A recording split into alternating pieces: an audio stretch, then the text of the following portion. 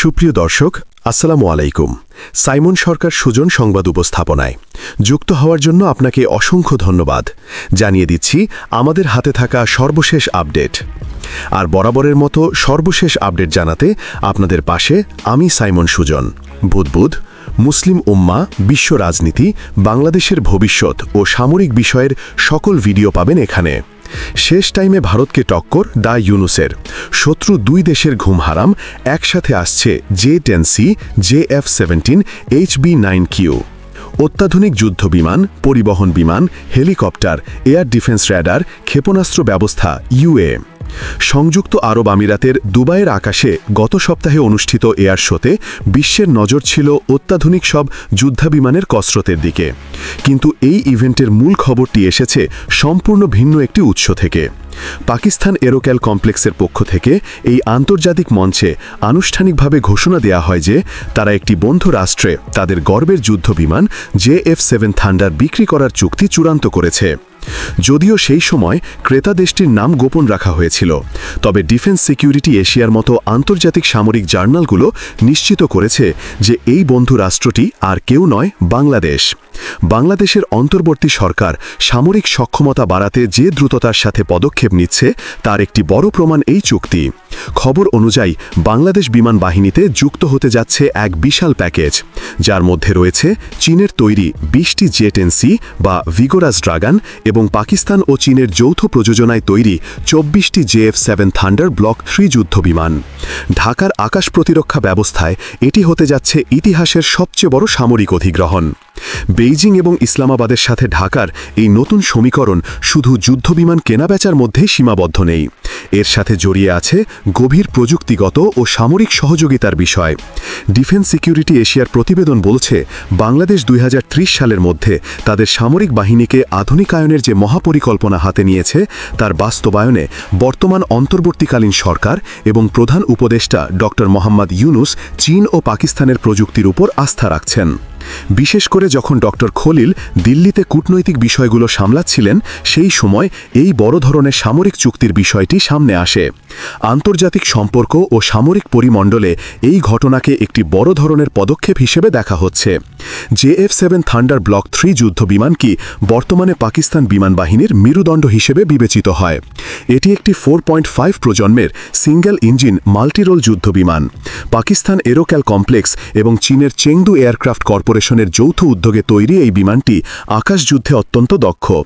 এর technical specification থেকে জানা যায় ড্রপ ট্যাঙ্ক সহ এই যুদ্ধবিমানের পাল্লা 3482 কিলোমিটার, অর্থাৎ এটি দীর্ঘ সময় আকাশে থেকে অপারেশন চালাতে সক্ষম। এই বিমানটির অন্যতম বড় শক্তি হল এর বহুমুখী আক্রমণ ক্ষমতা। এটি আকাশ থেকে আকাশে এবং আকাশ থেকে ভূমিতে সমানভাবে আঘাত হানতে পারে। পাশাপাশি সমুদ্রসীমা রক্ষায় জাহাজ বিধ্বংসী মিসাইল এবং লক্ষ্যবস্তু নিশ্চিত করে ধ্বংস করার জন্য গাইডেড বোমা নিক্ষেপেও এটি পারদর্শী। JF-17 বিমানে রয়েছে 23 মিমির একটি টুইন ব্যারেল কামান, যা ডগ ফাইট বা খুব কাছের আকাশযুদ্ধে প্রতিপক্ষকে ঘায়েল করতে ব্যবহৃত হয়। তবে ব্লক 3 সংস্করণটি আগের সংস্করণগুলোর চেয়ে প্রযুক্তিগতভাবে যোজন এগিয়ে। এতে ব্যবহৃত হয়েছে AESA রাডার এবং উন্নত অ্যাভিয়নিক্স, যা পাইলটকে যুদ্ধের ময়দানে বাড়তি সুবিধা প্রদান করে। অন্যদিকে চীন থেকে যে 20টি J-10C যুদ্ধবিমান কেনার প্রক্রিয়া চলছে তার অর্থনৈতিক মূল্য প্রায় 15,000 কোটি টাকার বেশি। এই বিমানটিকে বলা হয় ভিপার বা বিষধর সাপ। 4.5 প্রজন্মের এই মাল্টিরোল যুদ্ধ বিমানটি প্রতিরক্ষা এবং আক্রমণ উভয় ক্ষেত্রেই সমান পারদর্শী। সামরিক পর্যবেক্ষণ সংস্থাগুলোর তথ্যমতে J-10Cতে ব্যবহৃত রাডার প্রযুক্তি ফরাসি রাফাল যুদ্ধ বিমানের চেয়েও শক্তিশালী বলে ধারণা করা হয়। এটি মূলত এমনভাবে ডিজাইন করা হয়েছে যাতে এটি বিমানবাহী রণতরী এবং ভূমিতে থাকা স্বল্প দৈর্ঘ্যের রানওয়ে থেকেও সহজে ওঠানামো করতে পারে। J-10C যুদ্ধবিমানের একটি বড় সুবিধা হল এর শর্ট টেক অফ ক্ষমতা। যুদ্ধের সময় রানওয়ে ক্ষতিগ্রস্ত হলেও এই বিমানটি খুব কম জায়গা ব্যবহার করে আকাশে উঠতে পারে।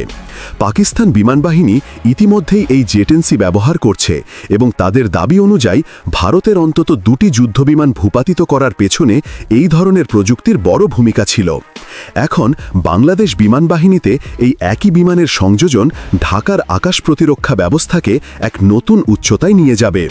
সবচেয়ে গুরুত্বপূর্ণ বিষয়টি হল প্রযুক্তিগত ইন্টিগ্রেশন বা সমন্বয়। চীন বাংলাদেশকে তাদের নিজস্ব ন্যাভিগেশন নেটওয়ার্ক বাইদু ব্যবহারের সুযোগ দিচ্ছে। এটি জিপিএসের মতোই একটি গ্লোবাল ন্যাভিগেশন স্যাটেলাইট সিস্টেম। এই বাইদু নেটওয়ার্কের আওতায় আসার ফলে বাংলাদেশে J-10C, JF-7 এবং বিভিন্ন মিসাইল সিস্টেমগুলো একটি ইন্টিগ্রেটেড কিল চেইনের অধীনে চলে আসবে। সহজ ভাষায় বলতে গেলে যুদ্ধ বিমান এবং মিসাইল সিস্টেমগুলো একে অপরের সাথে রিয়েল টাইমে তথ্য আদান প্রদান করতে পারবে। যখন একটি J-10C আকাশে থাকবে, সেটা রাডারের তথ্য নিচে থাকা মিসাইল ব্যাটারি বা অন্য JF-7 বিমানের সাথে শেয়ার করতে পারবে। এর ফলে শত্রু রাডারে ধরা পড়ার আগেই আকাশ থেকে গায়েব হয়ে যাওয়ার বা দ্রুত অবস্থান পরিবর্তন করার সক্ষমতা অর্জন করবে বাংলাদেশ বিমান বাহিনী। এই প্রযুক্তিগত সুবিধা আধুনিক আকাশ যুদ্ধে জয় পরাজয়ের মূল চাবিকাঠি। শুধু আকাশপথেই নয়, মাটি থেকে আকাশ প্রতিরক্ষা বা এয়ার ডিফেন্স সিস্টেমেও আসছে আমূল পরিবর্তন। এই প্যাকেজের আওতায় যুক্ত হচ্ছে HQ-9B long range air defence system. এটি চীনের তৈরি অন্যতম সেরা আকাশ প্রতিরক্ষা ব্যবস্থা, যা অনেক দূর থেকেই শত্রু বিমান বা মিসাইল ধ্বংস করতে সক্ষম। এর সাথে যুক্ত হচ্ছে তুরস্কের তৈরি সিপার এবং Hisar O plus air defence system. HQ-9B এবং তুর্কি সিস্টেমগুলোর সমন্বয়ে বাংলাদেশের আকাশে তৈরি হবে একটি নিশ্ছিদ্র নিরাপত্তা বলয়। এই পুরো প্রক্রিয়াটি যে কেবল কাগজ কলমে সীমাবদ্ধ নেই, তার প্রমাণ পাওয়া যায় পাইলটদের প্রশিক্ষণের খবরে। জানা গেছে বাংলাদেশ বিমান বাহিনীর পাইলটরা ইতিমধ্যেই পাকিস্তানের মোশাহাব এয়ারবেসে প্রশিক্ষণ শুরু করে দিয়েছেন। এই এয়ারবেসটি পাকিস্তান বিমান বাহিনীর অন্যতম প্রধান প্রশিক্ষণ কেন্দ্র, যেখানে J-10 এবং JF-7 বিমানের ওপর উচ্চতর প্রশিক্ষণ দেয়া হয়। মাঠ পর্যায়ে এই কার্যক্রম শুরু হওয়া প্রমাণ করে যে 2026 সালের মধ্যে এই বিমানগুলো এবং সিস্টেমগুলো পুরোপুরি অপারেশনাল বা ব্যবহারযোগ্য অবস্থায় চলে আসবে। এয়ারপাওয়ার.com-এর তথ্য অনুযায়ী বর্তমানে বাংলাদেশ বিমান বাহিনীর বহরে মোট 212টি এয়ারক্রাফট রয়েছে, যার মধ্যে যুদ্ধবিমান রয়েছে 44টি। এই তালিকায় আছে F-7BGMB, MiG-29 এবং Yak-30 প্রশিক্ষণ বিমান। F-7 বিমানগুলো প্রযুক্তির বিচারে বেশ পুরনো এবং আধুনিক আকাশ যুদ্ধের চ্যালেঞ্জ মোকাবেলায় এগুলো যথেষ্ট নয়। অন্যদিকে MiG-29গুলো শক্তিশালী হলেও সংখ্যার দিক থেকে তা অপ্রতল। এই ঘাটতি পূরণ করতেই অন্তর্বর্তী সরকার দ্রুততম সময়ে এই আধুনিক বিমানগুলো সংগ্রহের সিদ্ধান্ত নিয়েছে। এই বিশাল সামরিক কেনাকাটা এবং প্রযুক্তিগত আপগ্রেডেশনের ফলে দক্ষিণ এশিয়ায় ক্ষমতার ভারসাম্যে একটি স্পষ্ট পরিবর্তন লক্ষ্য করা যাচ্ছে। বিশেষ করে মিয়ানমার সীমান্তে চলমান অস্থিরতা এবং আঞ্চলিক নিরাপত্তার কথা বিবেচনায় রাখলে এই পদক্ষেপ অত্যন্ত সময় উপযোগী। এতদিন বাংলাদেশের আকাশ প্রতিরক্ষা ব্যবস্থা নিয়ে প্রতিবেশী দেশগুলোর মধ্যে যে ধারণা ছিল, তা এখন পুরোপুরি পাল্টে যেতে বাধ্য। 20টি J-10C এবং 24টি JF-7 ব্লক 3 এর সমন্বয়ে গঠিত এই বহর দক্ষিণ এশিয়ার যে কোনো বিমান বাহিনীর জন্য একটি বড় চ্যালেঞ্জ হিসেবে আবির্ভূত হবে। এই সামরিক সক্ষমতা বৃদ্ধির বিষয়টি ফোর্সেস গল 2030-র অংশ হলেও বর্তমান প্রেক্ষাপটে এর বাস্তবায়নের গতি অনেক বেড়ে গেছে। বিশেষ করে চীনের সাথে বায়ো নেভিগেশন সিস্টেমের চুক্তি এবং পাকিস্তানের সাথে যৌথ প্রশিক্ষণের বিষয়টি ইঙ্গিত দেয় যে বাংলাদেশ আর কোনো নির্দিষ্ট একটি দেশের ওপর সামরিক সরঞ্জামের জন্য নির্ভর করতে চাইছে না, বরং বহুমুখী উৎস থেকে সেরা প্রযুক্তি সংগ্রহ করে নিজেদের স্বয়ংসম্পন্ন করে তোলাই এখন প্রধান লক্ষ্য। 2026 সাল নাগাদ যখন এই পুরো প্যাকেজটি বাংলাদেশের হাতে আসবে, তখন বাংলার আকাশ হবে সম্পূর্ণ সুরক্ষিত বা লকড। HK-9B এর দীর্ঘপাল্লা সুরক্ষা, J-10C এর ক্ষিপ্রতা এবং JF-7 এর বহুমুখী আক্রমণের ক্ষমতা মিলে তৈরি হবে এক শক্তিশালী ত্রিমাত্রিক প্রতিরক্ষা ব্যবস্থা। তখন মিয়ানমার বা অন্য কোনো রাষ্ট্র বাংলাদেশের দিকে তাকানোর আগে তাদের সামরিক ক্ষমতার হিসাব পুনরায় কষতে বাধ্য হবে।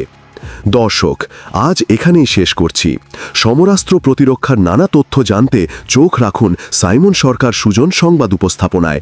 নিশ্চয়ই কমেন্ট করে আমাদের আপনার অভিমত জানাবেন। ভালো থাকুন, সুস্থ থাকুন। চ্যানেলটি সাবস্ক্রাইব করে আমাদের পাশেই থাকুন। আল্লাহ হাফেজ।